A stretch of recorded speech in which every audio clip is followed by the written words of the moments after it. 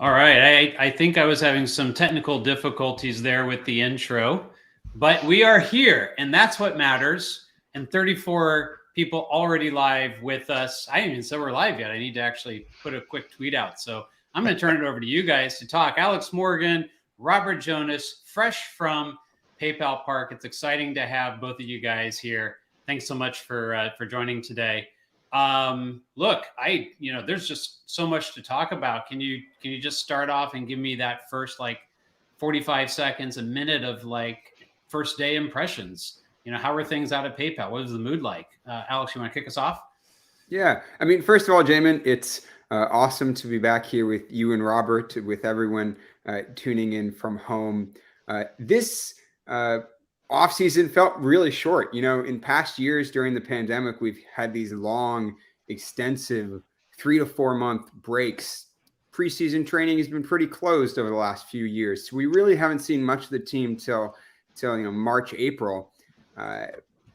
But this feels like we were, watching the Quakes play just a few short weeks ago. Nonstop soccer with the World Cup. Lots going on in the world of U.S. soccer to keep us all occupied and busy. And it's amazing to jump right back into it. It's been a pretty busy week in San Jose. They had the MLS League Media and Marketing Tour in San Jose at the San Jose Convention Center on Tuesday. So all the league's best players got sent to that event, and we had some roundtables with them in the media.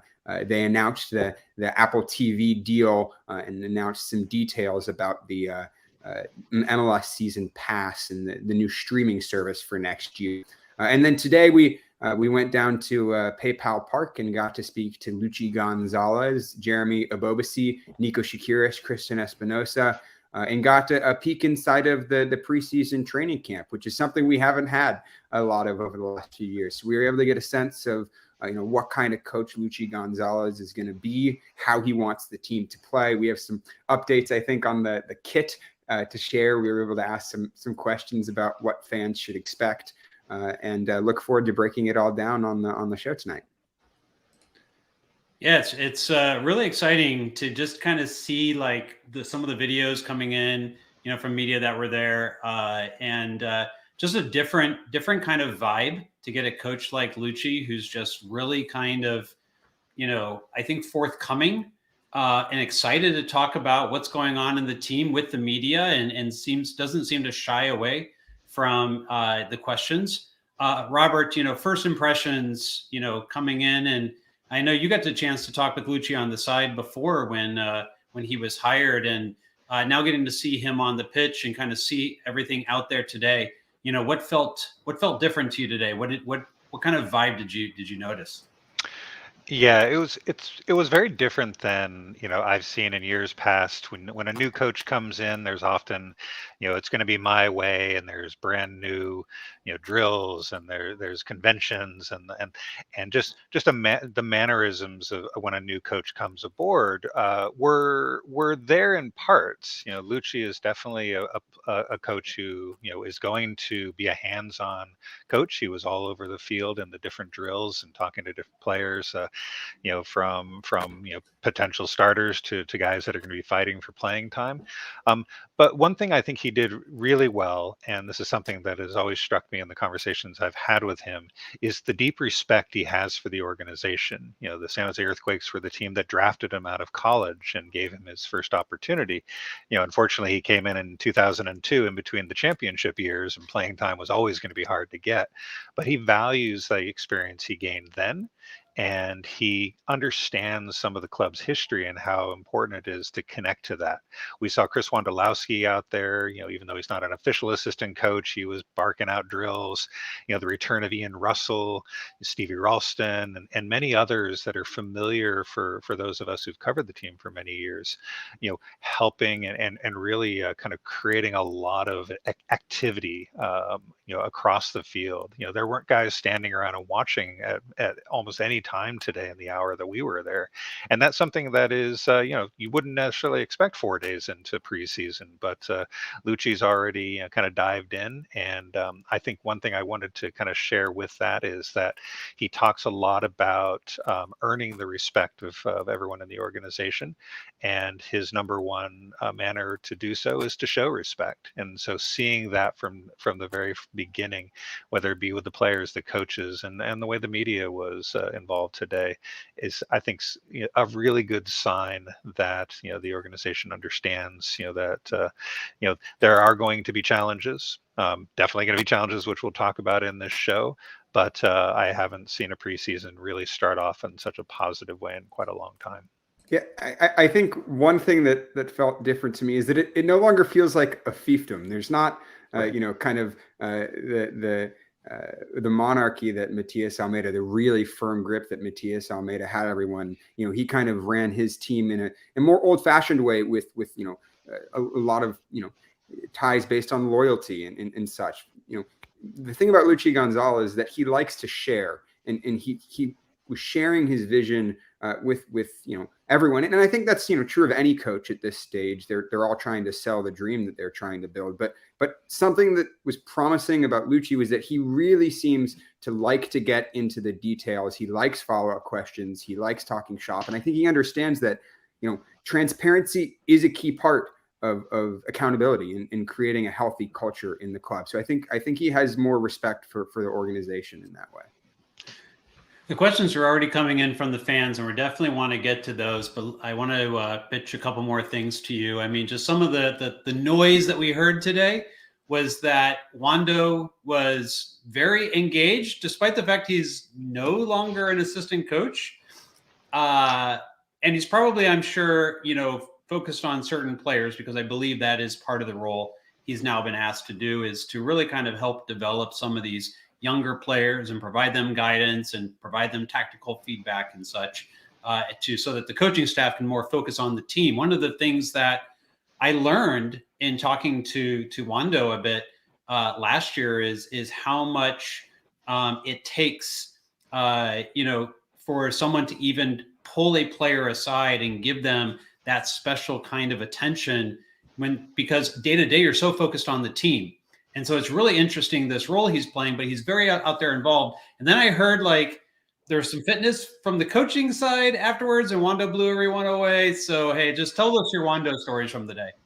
Well, when I walked into onto the training pitch, there was a really loud voice barking instructions at all of the players. And I thought, that must be Luchi Gonzalez. He must be taking charge of this team, and that must be him. I walk on, I go through the door, and there's Chris Wondolowski leading the possession drill that they were doing. And we weren't expecting him to have such a hands-on role in training.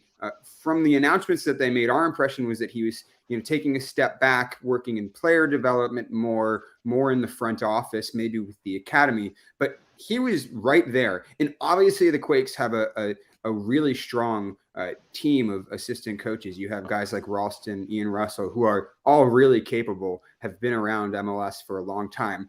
But to me, it almost felt like Chris Wondolowski was the number 2 guy. He was, right, working alongside Luchi Gonzalez, barking out instructions, helping run the drills. He was in there. He was a significant part of their preparations. And I like this because it feels almost like a coaching incubator for Chris Wondolowski. If he has aspirations of becoming a head coach somewhere down the line, this feels like a great spot for him to be. Yeah, it felt a lot like he wasn't expected to be there, but I'm sure someone mentioned when training started, and he was probably the first person there. And so, I think that's going to be something we see on a regular basis. That and in some ways, he probably can't keep himself away from getting involved with the guys and contributing to in many ways as possible. And again, I want to kind of emphasize that Luchi's coming in and has recognized from the beginning, when he was brought aboard officially in August, and even before that, he saw who some of the true influences were in the organization, and he wants those people to be involved as much as possible. So having Wondo there and very prominently there is an encouraging sign. And maybe he's not going to be on the bench during games. Maybe he is. I'm sure he'll fight for a seat if he has the opportunity. But there's so many ways that the organization can benefit from folks like Wando contributing and especially getting Ian Russell back in the mix and seeing what he can do. I think are going to be some critical parts of what Luchi will be leaning on to build that culture. One thing that kind of struck me, Luchi talked about this, Alex, I think when you asked him sort of a kind of an off-cuff question about fitness, he really mentioned that, he wants the coaches to be the role models. He doesn't expect players to just do what they're told, and if the coaches themselves are not living up to expectations. And so if the staff, can model that kind of behavior, he does expect the players are going to be able to mirror that. And that to him is what's going to build that cohesiveness, that really good team identity, especially in the off-field and training situations that he hopes will translate to ever so slight edges on the field. And this is a team that's going to need every slight edge they can get. And if that's one of the ways Luchi's hoping to instill it, then he's off to a good start. Yeah, he talked a lot about the mirror effect and wanting to lead by example. And you're right, a part of that involved some fitness for him and the coaching staff. After he made all the players do some laps and do some liners on the field, him and Wando and Ralston and the rest of the coaching staff got on the line themselves. Wando was at the front of the pack. I have to say that Luchi was in the back, so he might have to do some fitness work of his own before he's ready for the regular season. But as long as they're not going to start making the media run, we're fine. We're safe. I mean, I expected, after seeing like videos of like Greg Berhalter hitting bangers in the World Cup practices, I'm expecting Luchi to be in World Cup level shape here. And to have gotten involved in some of those scrimmages during the World Cup training sessions. Well, that's Wando. Wando was in the middle. He conveniently positioned himself there in the middle of the box during all the finishing drills. So whenever there was a misplaced cross, he would just be right there to tap it. And you could hear him anytime there was a ball. I think he almost preferred the crosses that were misplayed because he went, "Oh, here's a good one," and then he, thump it in the back of the net. That poacher mentality, he's never going to lose that. So. Oh man, don't even start with us wanting him to be back on the field. Okay, no. Training's fine. let's take this somewhere else very quickly. So a couple other changes this preseason that I want to dive into a little bit. One of which came from MLS Media Day and a comment by Cade Cowell about not touching a ball for the first week of preseason since he had become a professional player. And that it felt weird to be touching a ball for the first time, and that's a change from Almeida, and then also playing actual MLS teams in preseason this year, and Luchi spoke about that too. And let's be honest, this is my opportunity to give a little bit here. I've been critical of the team in the past, avoiding the MLS teams in preseason and only playing USL level 1 or USL championship level teams. And then you hit the first day of the season and they never quite looked ready for it under Almeida to me. And I know that I'm critical of Almeida, and I know, maybe some of that is going to be, my predilection toward being critical, but this does seem to be, going to be different. And I'm hoping prepares the team better to get off onto the right foot in the season. Last year, the team went the first 7 games of the season without a win. They can ill afford to do that again this season. So, between those two comments, what did you kind of get out of, kind of the differences, on the field, and then also from Luchi in terms of his comment about the MLS teams this preseason? Jamin, you got to be careful about criticizing Almeida. He has AEK Athens second in the league in Greece right now. He signed a new contract through 2028. It's the Matias Almeida Revenge Tour in Greece right now. In a 14-team league where there's only 4 teams with actual talent in the league. Spare me. We could coach AEK Athens to a second place finish in that league, I'm pretty sure. All right. If they need us, we'll head over there. I could use a Greek vacation. That'd be fun. I do want to talk a lot because Luchi sounded quite excited about the fact that they're going to play 6 games against MLS competition, and he made it very clear that he's encouraged by the foundation that he's inherited, the roster that he has today, and that there are many decisions still to be made. There's going to be some changes along the way with potential national team camp call-ups in this next month that he was alluding to, that there's still hope to get in some new players, but he wouldn't say anything specific about that. But he said, I wrote down this comment because it kind of struck me about the preseason. He said, his strongest wish, he wants to be able to say before every one of these games that if he has a game tomorrow, he expects this team can win that game. And so, the preseason is now that opportunity, not against some set of college kids or, a lower division team that you're warming up against, but other teams that are trying to get into shape as well. And, there's not, he's not going to hide anything. He's going to do what he can to have his team prepared to win preseason games and get that mentality going. And that's something that, I think you're right. We've missed in some seasons past, where the team we were only discovering the team literally days before the season started. They had been doing everything in a hidden manner, and Luchi doesn't see it that way. I don't think he's going to hide, and it kind of goes to his open personality as well. And I think that bodes well for a team that's going to need every bit of confidence they can get if they can have a good preseason, get some great results, and show some folks around the league what they're capable of. I think that again, building off that respect is going to be something that will really kind of gain mileage. Look, San Jose opened their season in Atlanta, playing Atlanta United. They're going to be playing against a World Cup winner. Thiago Almada just got off the plane from Qatar. He was playing with Lionel Messi, and he lifted the World Cup trophy. He's getting off the plane, and his first match is against the San Jose Earthquakes. The San Jose Earthquakes are going to get blown out of the water by Atlanta if they're not ready, if they're not playing MLS teams in preseason. So it's important that they have a slate of games. They play New York City first in Santa Barbara.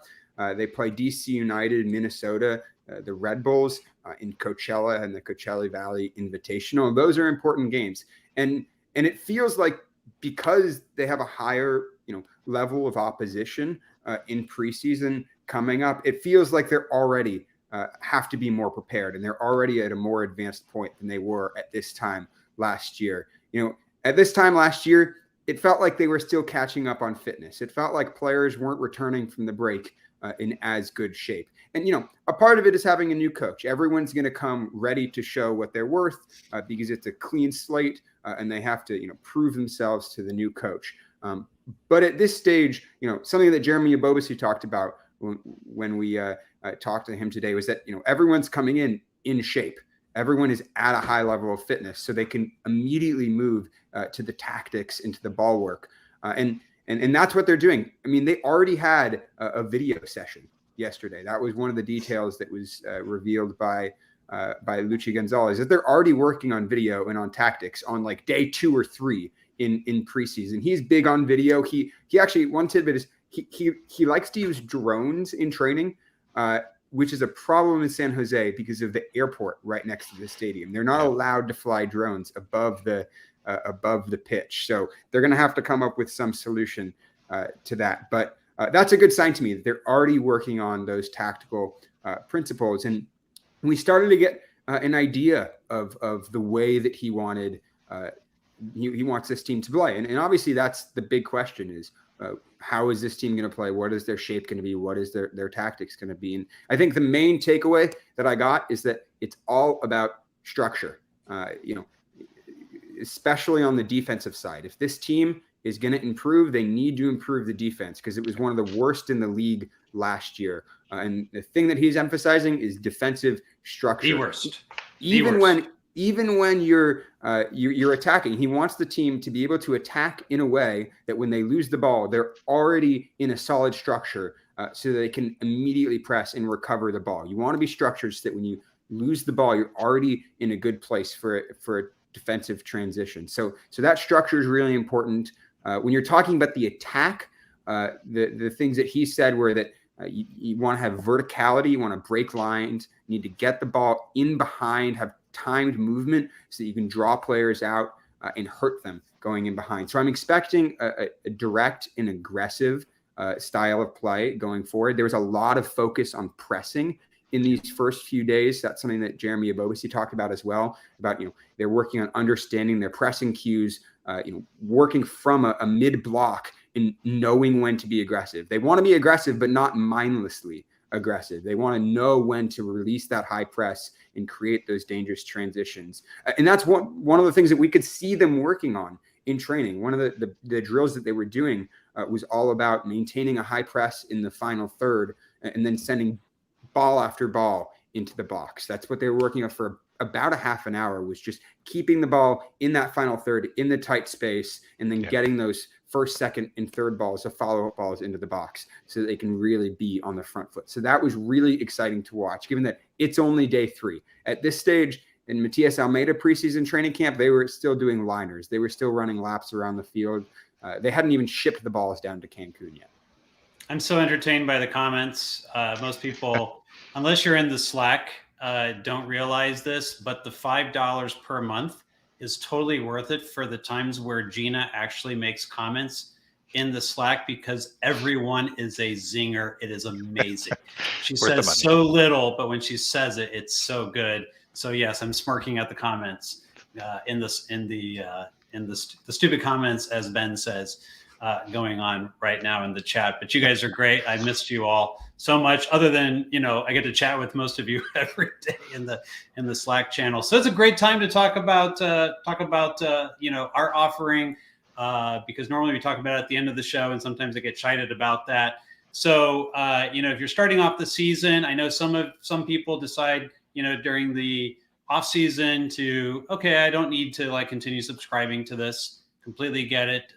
Continue subscribing to our Patreon, but for $2 a month, you get early access to articles. I do have one up on the site right now, which you will not get access to unless you're a patron until article number 2 in my preseason comes out. Then you'll finally get access to article number 1. So if you'd like to get access to that first article now, $2 will get you in. But if you really want to see Gina's comments in the Slack and all those zingers, you got to put in for an additional $3 a month, and then we will let you into the Slack channel as well. So that's what I got to say about the Patreon tonight. The Slack was the only way that I was able to keep up with Gio Reyna and Greg Berhalter scandal during the offseason. It's not just Quakes related. Everything under the US soccer universe is in there. That's the only way that I'm able to keep up with anything that goes on. Not only that, it's the only way to find out if there is a shootout going on anywhere in the world, because Michael Peachy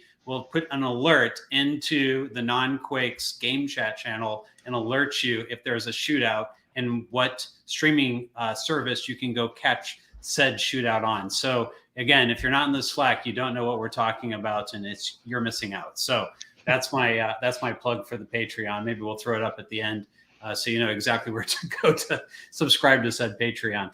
All right, let's get back into the chat. There's some people want to know, Alex, and you teased something here about the kit, the new kit.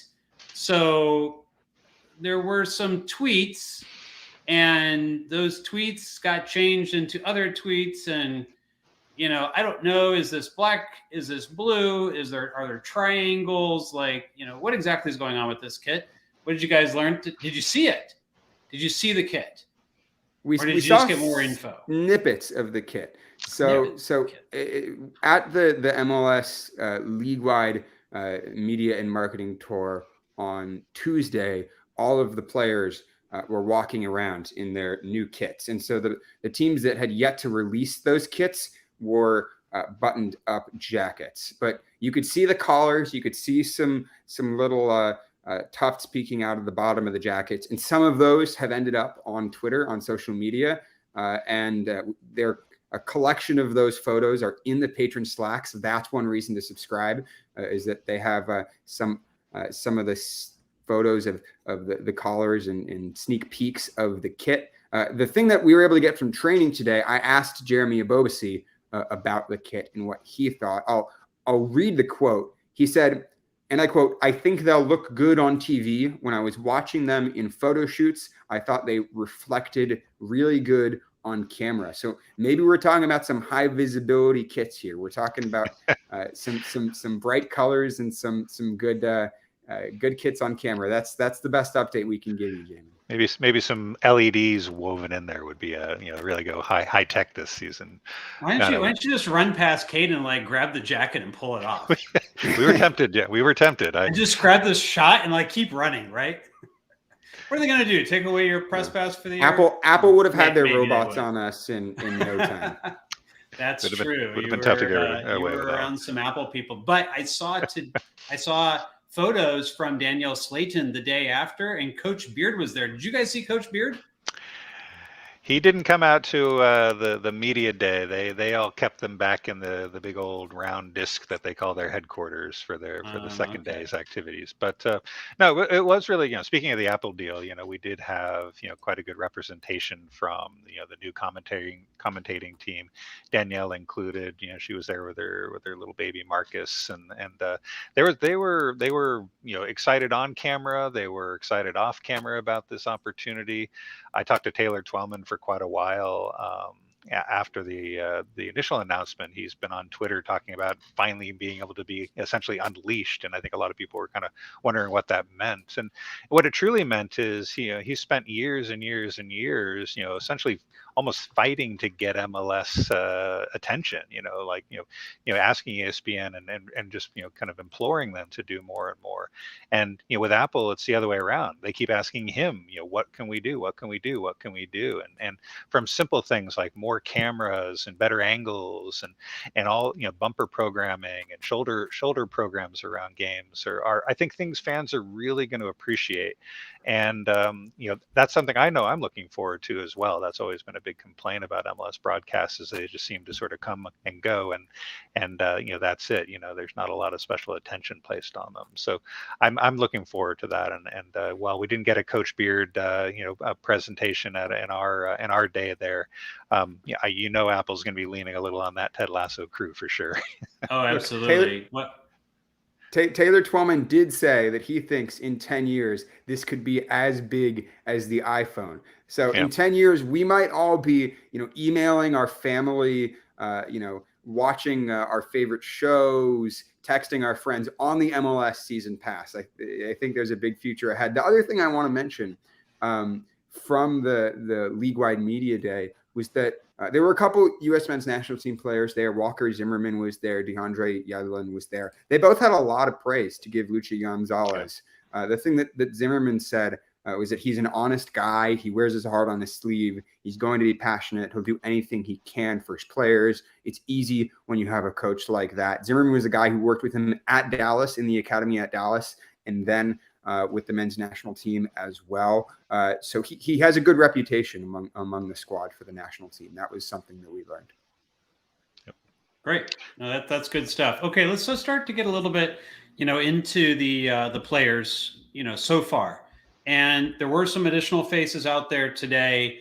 Also, I think we all feel fairly confident that there is a striker from San Antonio that scored a brace in the USL Championship final. That is a trialist. Normally, I love that we, and I was kind of looking forward to this. I'm like, hey, maybe we'll have a trialist, and in preseason, when we get the updates, it'll be trialist 1 or trialist 2, and trialist will make a return. I think the cameras picked up somebody that they were not supposed to. And we know who said trialist number 1 is. But there are also some additional Quakes 2 players out there and such that are with the first team. They're not kicking off Quakes 2 yet, but there are a couple spots for players like this. So maybe some guys trying to make a roster at this point. What did you see out there today in terms of players that maybe you weren't expecting?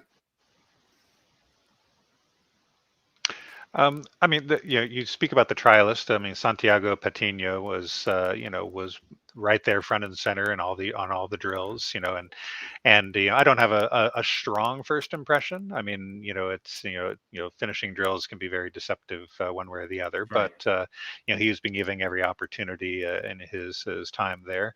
You mentioned some of the young guys. There were quite a few faces there, including the new homegrown signings out of Stanford that we're getting their opportunities. One thing I think Luchi mentioned to Alex and I specifically was that there is no fixed lineup at this point. There's opportunities for everyone that's on that field to make a name for themselves, to take charge and such. And I think that is also a good sign.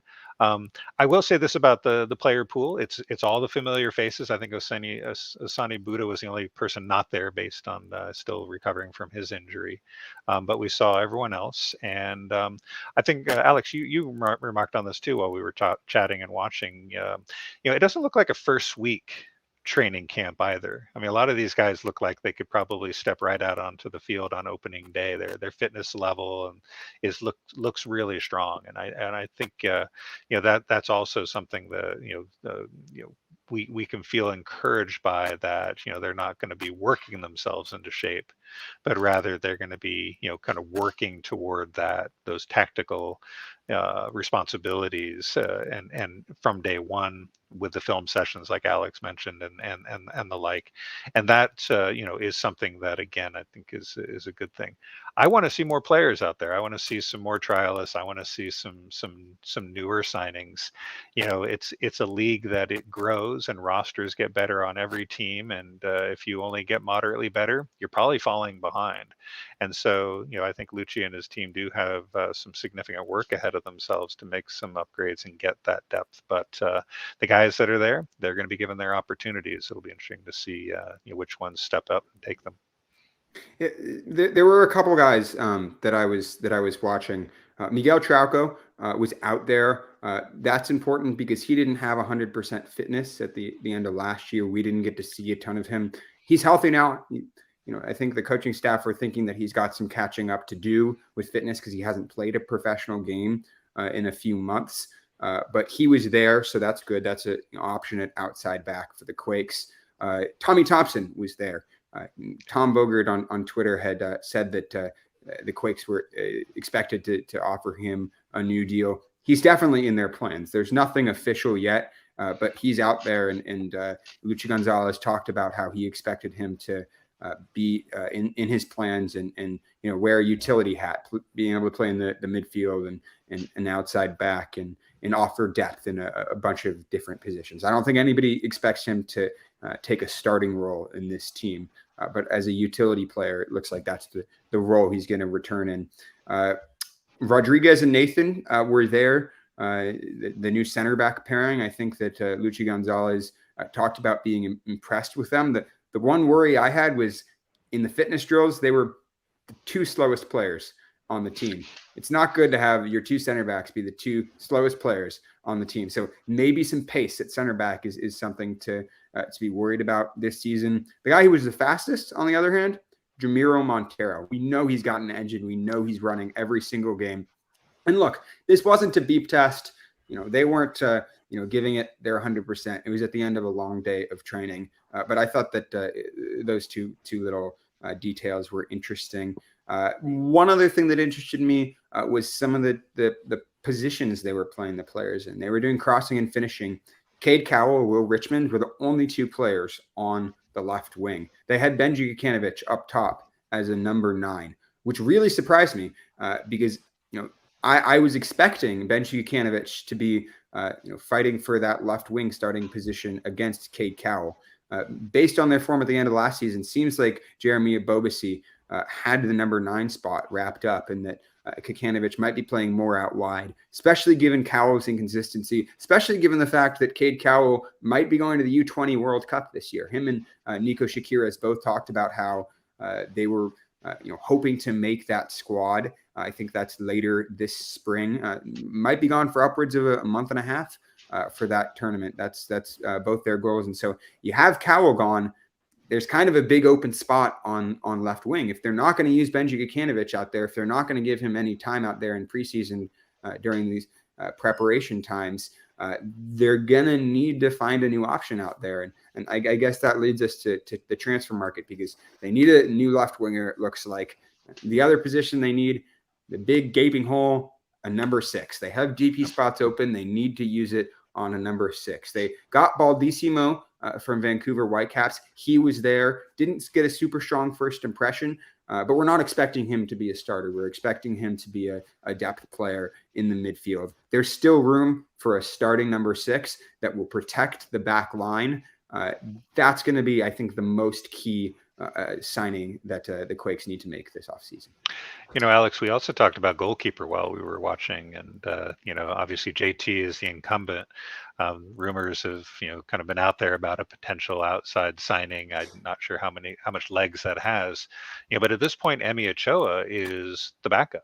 He was basically acting as the number 2 goalkeeper today, and that's impressive looking kid, but he's a kid, and goalkeeper, as much as JT gets a lot of love, he's the backstop, and that team last year let a lot of goals in, and it's not just your defense that's responsible for that. So goalkeeper is also another place that if the defense has issues, that a strong goalkeeper, or at least a strong second goalkeeper that might be able to push JT for playing time, could be something the Quakes need to look for. Any of the draft picks kind of stand out to you today, among the kind of the young player pool? Daniel Mooney was there. He's, I think, still competing for a contract, was the impression that we got from the Earthquake spokespeople. 2 other guys that were also there were the 2 Stanford signings that they recently made. I don't expect any of them to immediately challenge for a starting position, but they looked like they had a lot of energy and intensity. They were some of those trialists were really getting into it with some super hard tackles right in front of us. I was a little scared sometimes that I was going to get caught up in it, but they weren't holding back. They're competing for contracts. Peachy wants to know how Butts was today.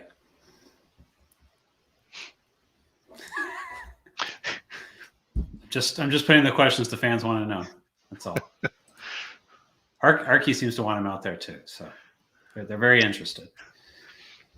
We'll have a better Butts report on another show. Great. It's a good thing we got a long preseason with a lot of MLS games. We'll be able to. Robert wasn't here. Yeah, Robert, I need to see more Butts to really make a decision. So. Yeah, see more Butts. Great. Okay. Now that we've taken the show to a whole new low, thank you everyone for that. Really low. Yeah. We'll let's move on to a different topic. So one of the things that you said was that Luchi, I think he understands the situation he's got ahead of him in terms of addressing the defense, and he's already mentioned that he's intending to play in this mid block and then selectively press in different situations. It all sounds good. I'm literally expecting him to come in and do very Greg Berhalter type things, because let's be honest, Luchi wasn't the most defensive coach at FC Dallas.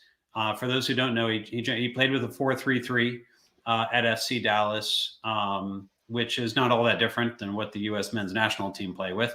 But one of the things that the U.S. team was very focused on was making sure that they were going to win balls and recover them as quickly as possible. That whole 5 seconds after you lose the ball, try to win it back thing, which they did very, very well overall at the World Cup, considering the level of competition they played against. And but the other thing that they do is they try to organize behind the ball quickly and really kind of have the right rest defense in place to be able to anticipate that type of like a breakaway situation or whatnot. One of the things that I was able to learn was that JT faced the second most one-on-ones in the league over the last couple of years. Toronto a little bit worse, but the Quakes have, first off, under Almeida, had zero rest defense because it's man to man, so you're not building in any rest defense just about. and I think struggled to get one kind of implemented a bit, last year, after Almeida left under Cavello. So what did you guys see in terms of defensive structure today? Anything that would be worth sharing to go like, okay, this looks like they're kind of figuring out, and it's kind of, hopefully starting to become a little bit more obvious as to what they're going to try to do to address the structurally anyway, the defensive problems from the last couple of years.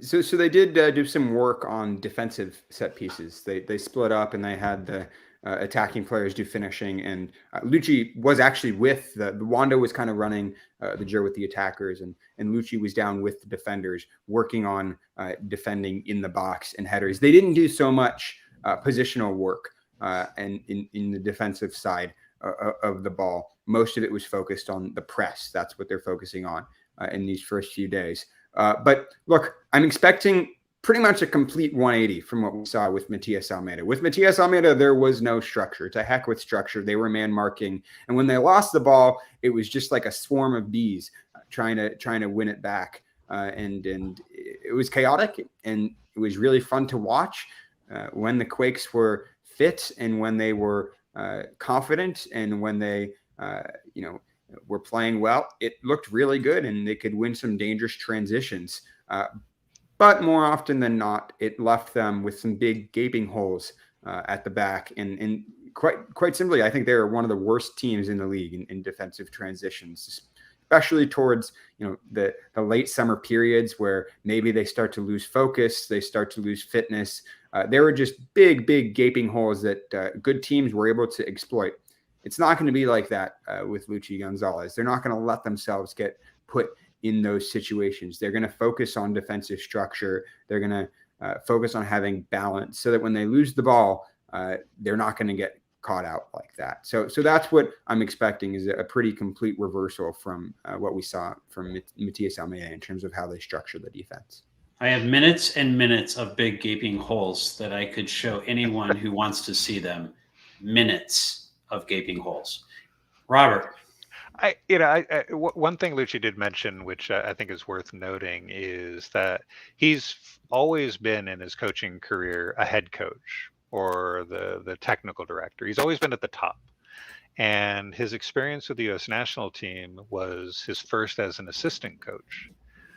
When I've talked to him privately, he spoke about how influential that experience was, that while he didn't have that when he was a Dallas head coach, but now that he kind of sees things from that second chair perspective, the importance of those types of details that often assistant coaches are tasked with working through is something that he expects will allow him, when he's San Jose's coach, to be that next level, from what he was able to do with FC Dallas.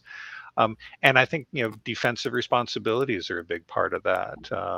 I think understanding the game, a lot of that game flow, the holes in zone 14, it's the players still have to take those, fill those gaps, but they're not going to be sort of left chasing others around the field and leaving those wide open. At some point I want to kind of transition to the positive zone 14 as well, because Luchi did mention a little bit about scoring opportunities, and we're seeing that as an extensive part of training. Alex, I think this was part of his answer to your question about tactics and the like. He mentioned some of these priorities and what he wants. I love hearing the word verticality. I can't even say the damn word, but that came up. But he mentioned the Greg Berhalter language is already coming up, huh? It's there. Yeah, exactly. We're getting a little bit of that bleed through. He said, I think I wrote it down, that goal scoring opportunities are going to be the number one priority. And you have to be organized to get to those goal scoring opportunities. And I think that's what he was trying to get to. It's like, it's not going to just be by luck or by chance, but this discipline in that mid block and the opportunities it'll afford in attack, in quick transition, that's how he's going to measure the success of those tactics. If they're getting more goal scoring opportunities than the opponent, they're if I can paraphrase, they're going to get more goals, and then that's what it's going to take to get that edge. So, knowing that sort of the, kind of the end game in that philosophy, I thought was pretty promising. So we were seeing it up close and personal with some of those finishing drills today, Alex, where that seemed to be a big emphasis, is the different angles of the ball, the different deliveries that were coming in, the way the attacking players were kind of moving off each other. I thought was a kind of a nice development to see in person. All right, I love that David Romero's already updated his photo for a picture with Luchi there. Yes, absolutely. Fund the degeneracy, I guess. Is that a word? I think Brian might be making up a word there. Anyway, hey, if Greg can make up words, we can make up words, right? People are having fun in the chat tonight. So, look, I think we can all agree that we would like to see new signings come in. There's been a rumor about a goalkeeper, not much more.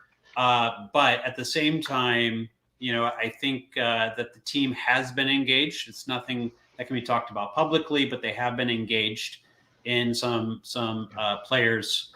But there's a lot of teams going after, some of these players that, are talked about in the national level.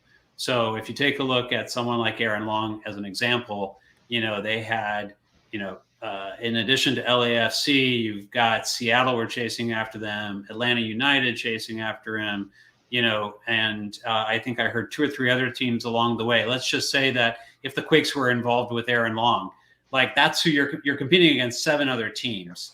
And so if you don't get Aaron Long, and that happens on 2, 3, 4 other players that you're engaged with that a lot of other teams are in on, you can kind of see why, maybe some of these signings, there's stuff happening, but nothing is being signed yet.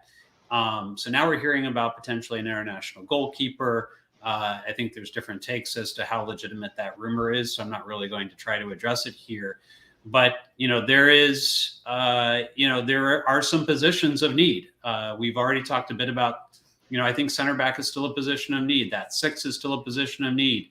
If Benji, does go to AEK Athens for hopefully $2 million, that's left wing quickly becomes a position of need. If Bobasi gets hurt and he's gone, now 9's a urgent position of need, and that would be why they brought in a striker, from USL that they think can back up. So there's a lot of like areas that there are some pretty drastic needs in this team. So the question would be, although we know that last offseason or last preseason, we should say, that there were several signings that came in kind of closer toward the end of preseason, including a designated player in Jamiro Montero. What you're feeling at this point about, what you saw today, and, does that make you feel more optimistic? Can tactics improve this team that much if the talent level is about the same? Or do you think it's going to need an infusion of talent in order to achieve playoffs, as Luchi said, that this team should be making the playoffs this year? They need big signings. That's the bottom line. They've been catching up in their transfer market for the past 3 or 4 years. They've been, desperately plugging holes. It's been too little, too late. Now is the time that they need to get ahead and need to catch up with the rest of the league. If they wait till the summer, I'm going to be pretty severely disappointed, because I don't think this roster, as it is right now, has the depth to be able to compete and to be able to make the playoffs in a really crowded Western Conference. And I don't think that it has the solidity in the midfield to be able to do that. The Quakes know what they need. They need to get these deals across the line, or they're not going to set themselves up for success this season. That's the bottom line, Jamin.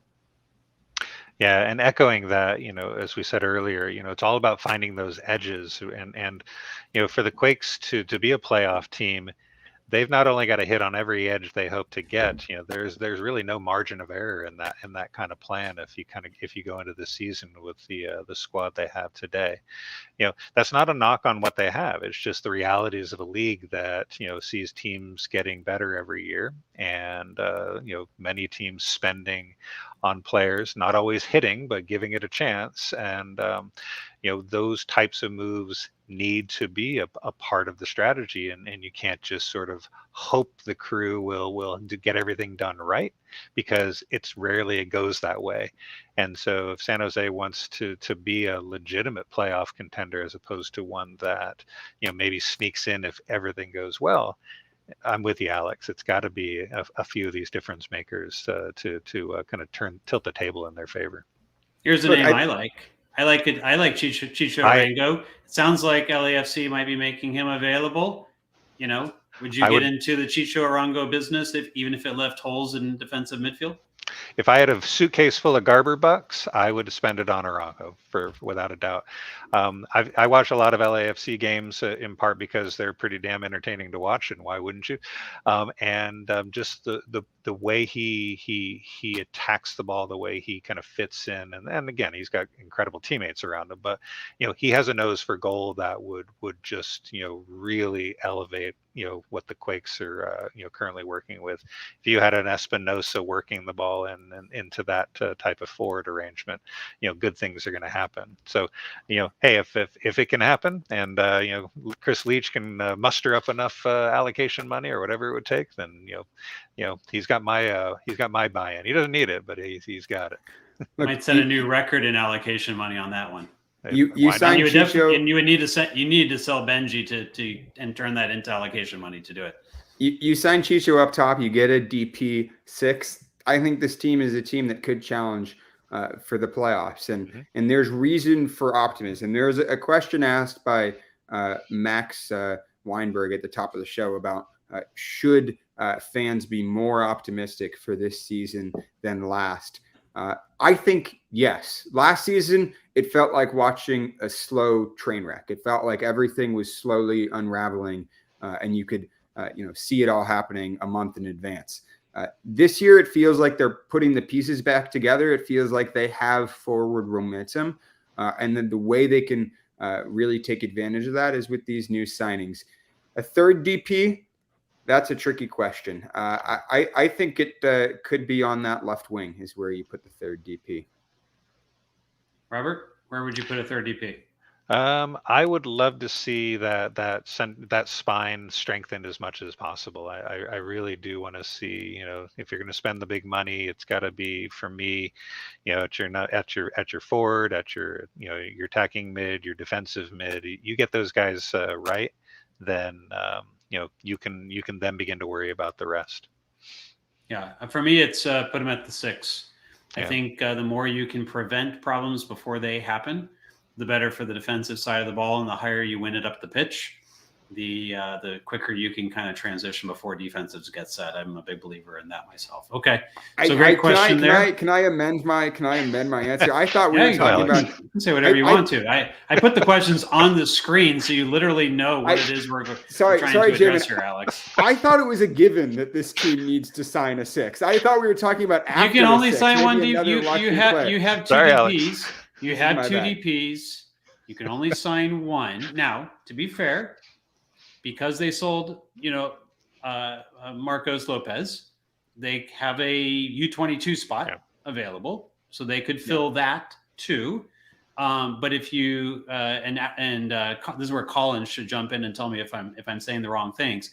If you have 3 U22 players, I believe that means you're limited in what you can do with a third DP spot. Like it has to be a young DP or something like that. I'm trying to remember exactly what the rules are, but I think it puts a lot of limits around that particular spot. So let's assume that they could actually sign that third DP and they're not going to fill it with a bunch of U22s. Instead, what's the one that you fill?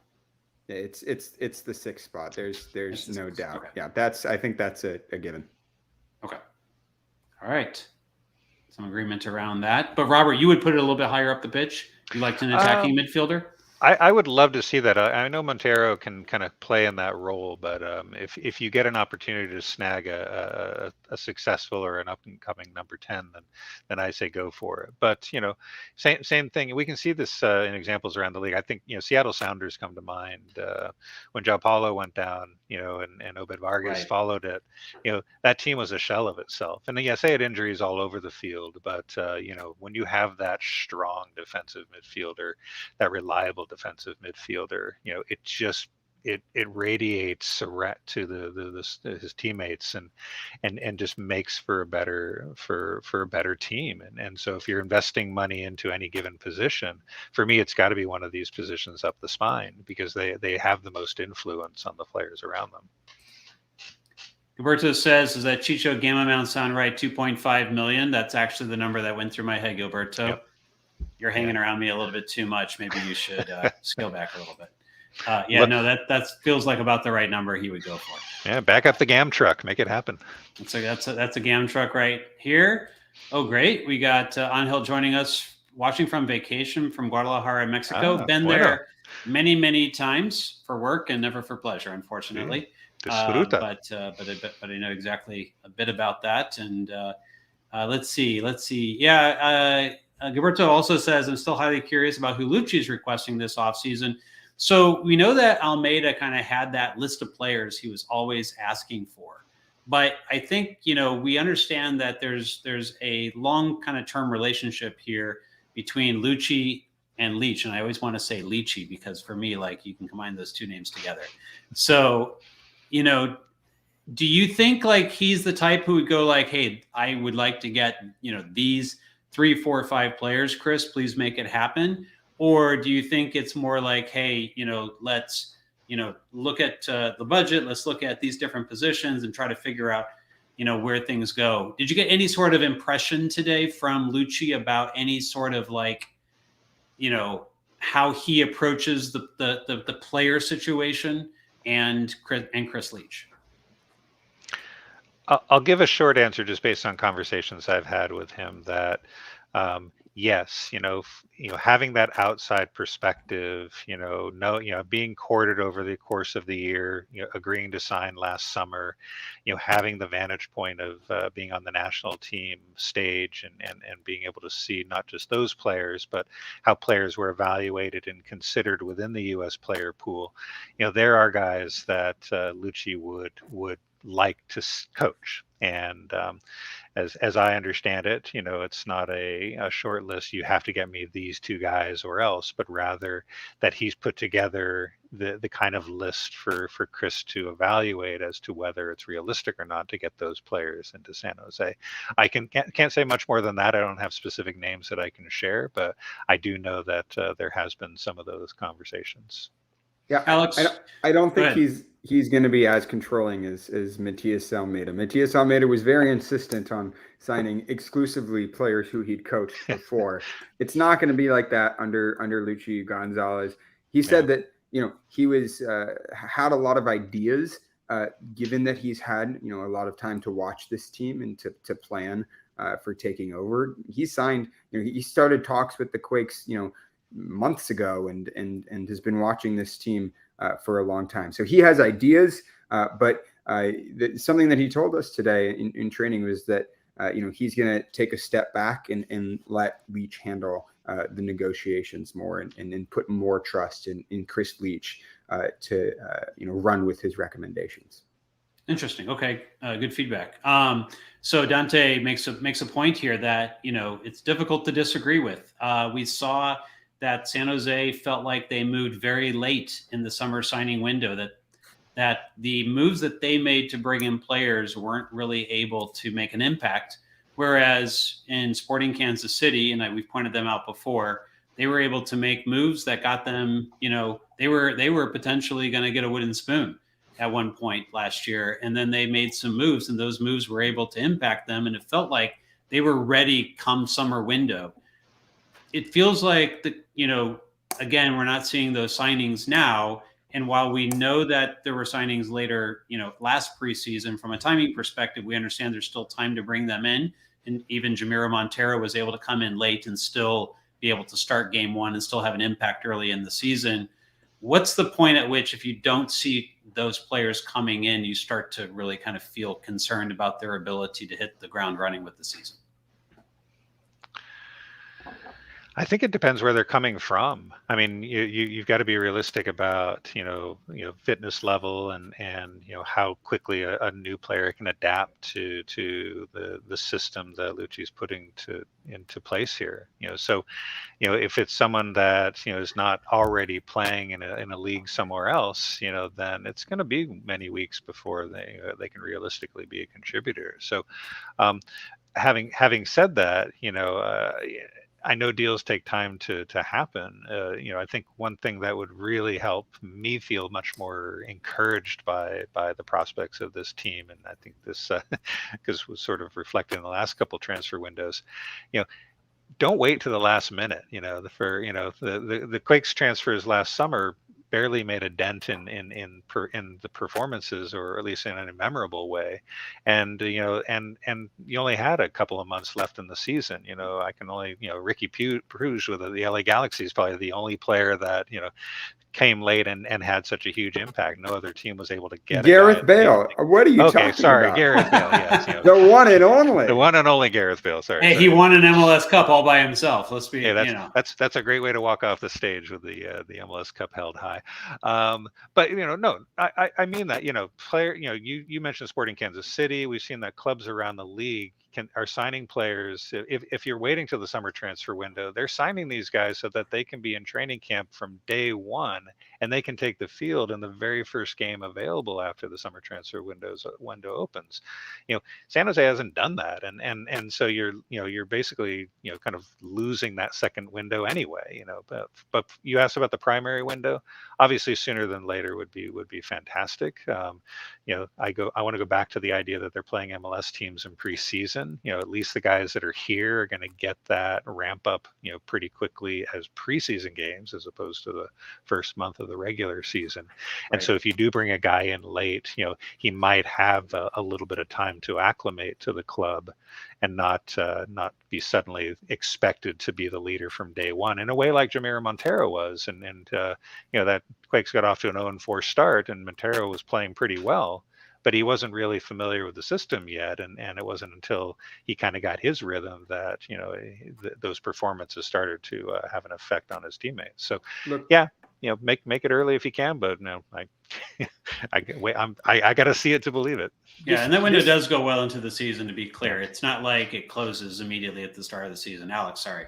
This strategy of planning on the summer window is a losing strategy. The summer window should be for adding, reinforcements. If you get injuries, if you have holes to fill, it shouldn't be, a fundamental part of the roster planning for that season. The Quakes need to address all these issues. They need to be 100% confident they have everything they need to succeed this season by the time the season starts in February. So they should be making signings within the next month, 6 weeks. That's the time frame that they're working on in order to set themselves up for success this season. I think that the strategy that they've had over the past few years of we're going to fill some of our needs and see what happens in the summer transfer window is not good enough. They've never been able to bring players in time, and they've never been able to really catch them up to speed in order to have a significant impact. That's a losing strategy that they need to fix. So would you agree with me that Gareth Lagerwey is the best GM in this league? I don't like these. You're getting set up. I'm going to tell you. I don't like the setup. You're getting set up. Would you agree with me? That's all I'm asking. I'll grant you. Okay. I would argue. He says to all the Atlanta United press who are wondering where the signings are, he says, "I'm a summer transfer guy because you get better players in the summer transfer window. There's better players available." For next season, not for this season. I get it. He's thinking ahead. He's thinking ahead. I believe that. If you're building a 3-year project, summer transfer window is that time. If you're trying to get the playoffs this year, it's too late. Summer. But if you're trying to make the playoffs, it's too late. Yeah. If you're a good team and you want to be a great team, and you get a summer signing that's playing games for you starting in July, that's going to make a difference. But if just you're kind of putting it out there.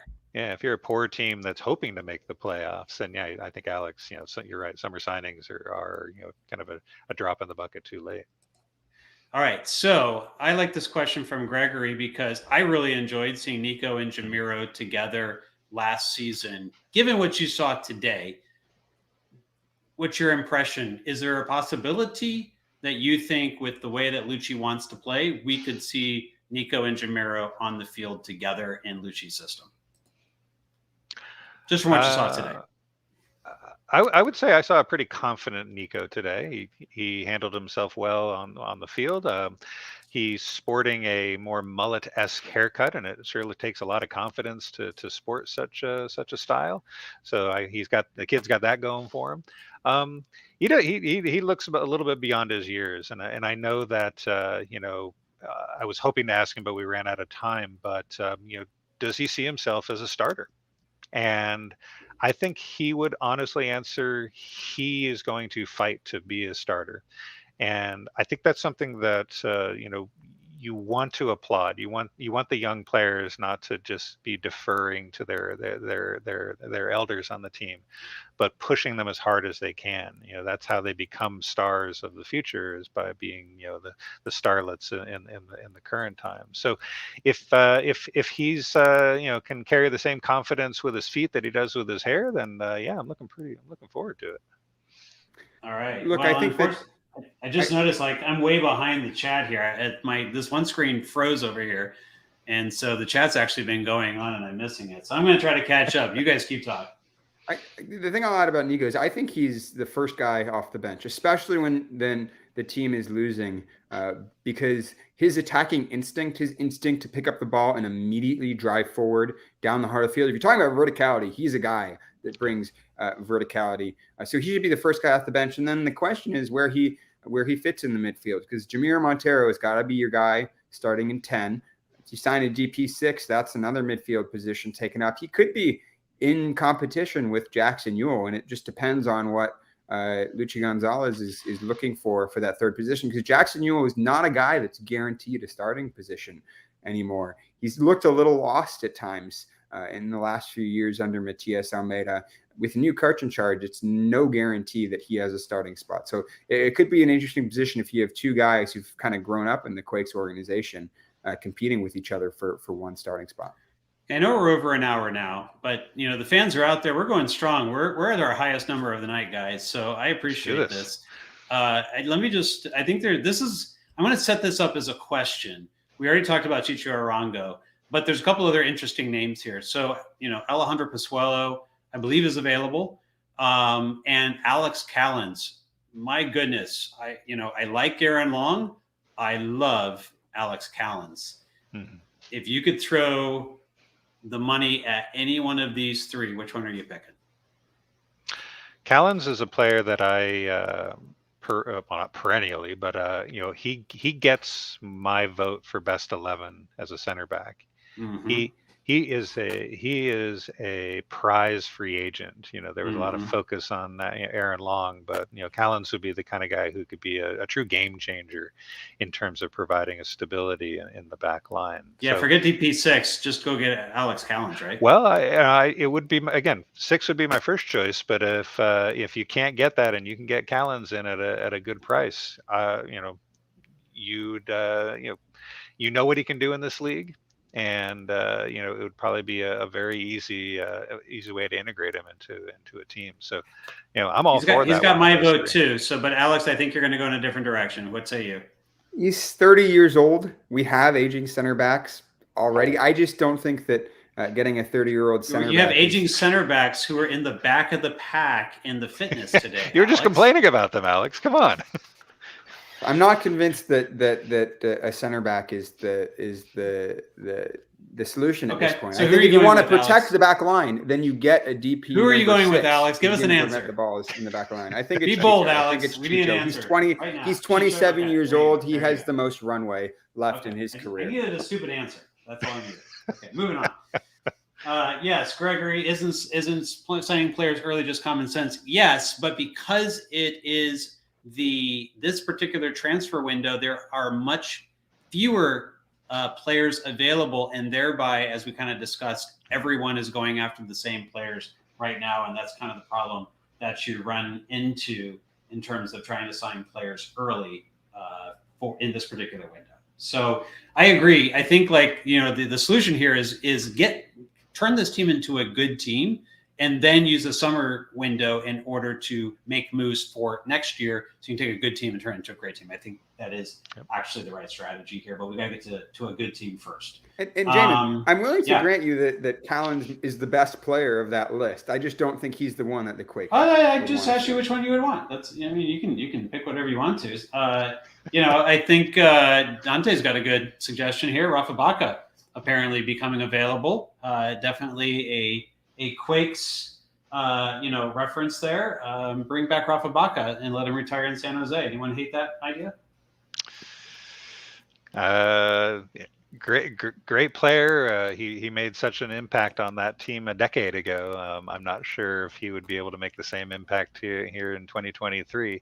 It'd be another feel-good story, but sometimes the feel-good stories are just that. They feel good, but they don't always produce good. So I'm just going to say, Mike, I am not avoiding the Jackson question for the reasons that people may think I'm avoiding the Jackson question, but I think that's a question I would rather take on after a few preseason games, if you don't mind.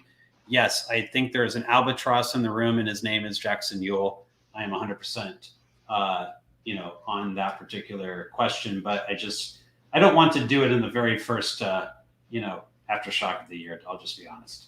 All right. People like the Callens argument. Some say top three, some say best. And I'm just trying to look to see if we have any other real questions out there. And Peachy's saying what we really want, and if you had been in the Slack for this offseason, you would know what we are talking about. Michael wants hot Korean players, so read into that what you will. Okay. Go get some J-League players. There we go, right there. Okay. Mike says, I agree. Elephant. I know affiliate. Gotcha. Okay. We're on the same page at least, guys. Again, hour 10, highest numbers of the night. You got to love the fans. They really brought it tonight. They're in mid-season form, and we are clearly in preseason form. So we really appreciate the energy in the chat tonight. But guys, give me your final thoughts, and we will wrap this show up. Alex, start with you. Robert, you opened your mouth first, so you got to go. Yeah, I just want to, shout out to the chat. One of the things we can always hope the Quakes can do is be a team that can finish games strong. And if they can take any inspiration from tonight's show and the crowd we have here getting stronger with every minute, then that'll be good. And that'll fit perfectly into the ethos of this team. It's a team that's looking to earn respect by showing respect. It's a team that's looking to live and be the role models with respect to coaches, to staff, to players, to support. And that's going to be something that, they need to get that little bit of an edge. Beyond that, every preseason always starts optimistically. Everyone's still tied for first place until the first ball is kicked, and there's no difference in the way we saw the players out in training today and the coaching staff and what they had to say. I think I'm still drying off the sweat from my Paul Marie high five that I got as he was coming off the field. So guys were all smiles, and that's what you want. You want people to be ready, be hungry. Each and every one of the players we talked to has been impressed so far with what they've learned from the coaching staff and what they're being asked of and asked to do, and that's that optimism is going to be a big part of what the Quakes are going to try to ride into this preseason, and hopefully we'll learn a lot in these games against MLS competition as to what this Quakes team might show us in February, March, April, those early months. So that's where I'm at, Jamin. I'm looking forward to seeing what we can watch in these next few weeks. Alex, got a lot of energy tonight, a lot of energy on the field. Are you tired yet? How are you feeling about everything? Jamin, this is week one, Jamin.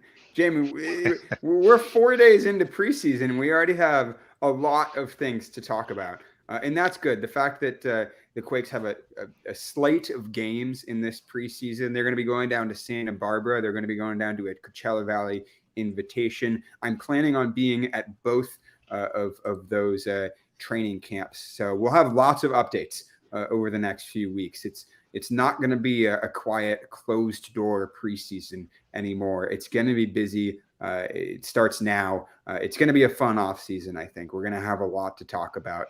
It's going to extend the season effectively another month for us here at the Aftershock, and everyone's energy in the chat tonight, regardless of the degeneracy. It gives me a lot of optimism and excitement to be back here with all of you, and I really look forward to this season. Yeah, very, very exciting stuff. I wish I could have been there. And fans, one of the things that we do with the Patreon, you might go like, why do you guys have a Patreon? This show is free, and like, what is it you're trying to do? Well, one of the things that Joel Soria, who began this Patreon when he was editor-in-chief years ago, wanted to do is he wanted to provide you better coverage. And the way that he felt he could do that was to be able to go to a particular location, go to a game, an away game, and be able to have a show like we have. But he used to just hold up his phone and talk to it and ask people, hey, if you want to hear about what's going on, come listen. And I really love that personal thing that he did. And what we've tried to do is carry on the spirit of that here in Quakes Epicenter. We've got some ideas. We want to try to do more in preseason. Last year, Alex got out to preseason in Santa Barbara. This year, we got the Coachella Invitational. I think our intention is to try to get at least one, if not a couple of us, out there for one or two of the games there at the Coachella Invitational. If you're going to be out there as well, that would be great. We might be able to get some fans together. And people are talking in the chat about road trips they're going to take this season. And I think Vancouver sounds like a destination for a few people. And we were there. We were there last year, and we're there because of our patrons. Our patrons make it possible for us to be able to make these trips. Plus, Alex has to go back to college, and if we want to send him anywhere, we got to pay for that now too. Like, there's all kinds of stuff that we got to pay for around here. So if you enjoy our coverage and you want to see us be able to do more of that kind of personal coverage, from other cities this year, subscribe to our Patreon, join our Slack, have a lot of extra fun. That way, if the season turns out to be not as great, at least you'll have a lot of fun with your other fans. Look, the Patreon is an incredible community. There's one tidbit. All of the fans in there never fail to amaze me. There's one tidbit that was incredible. Zach Holman went to the trouble of going through the entirety of the Earthquakes and Oakland Roots schedule this season and figured out what the best road trip is in order to watch both of those teams play in one weekend. If you want to figure that out, if you want to do a fun Oakland Roots San Jose Earthquakes road trip on the West Coast, you're going to have to subscribe to the Patreon to see what Zach put together for a road trip plan. All right, there you go. There's your plug. Something to look forward to other than Gina's zingers in the Slack comments. All right, it's been a night. I kind of like not having to worry about talking about a game because it kind of forces the show into talking about a game. Tonight, we could just talk about whatever we wanted to do. So we're looking forward to getting to do more of these as we progress toward the season. And fans, I have not forgotten, for everyone who is a patron, regardless of your level, I do want to do a Zoom. It's something that we try to do, as often as we can, around 2, 3, 4 times a year. And we owe you one. And so I'm going to try to put together one of those fairly soon, so we can have a much more intimate way to get to meet some of your other fans, and also be able to ask questions or talk about your thoughts with others, and not just us talking, but an opportunity for all of you to get to talk with each other as well, and get to meet some other fans that you can look forward to seeing at PayPal Park this season. So something else to look forward to. So if you're interested in the Patreon, quakesepicenter.com/Patreon, or you can go to patreon.com/QuakesEpicenter to go straight there. Sign on for this season. Another thing we haven't said yet, and Alex, you could point to that little chevron thing kind of right above you there. You got that like, subscribe, and notify. And we are at 700 subscribers. We get some additional benefits, including maybe a little bit more money.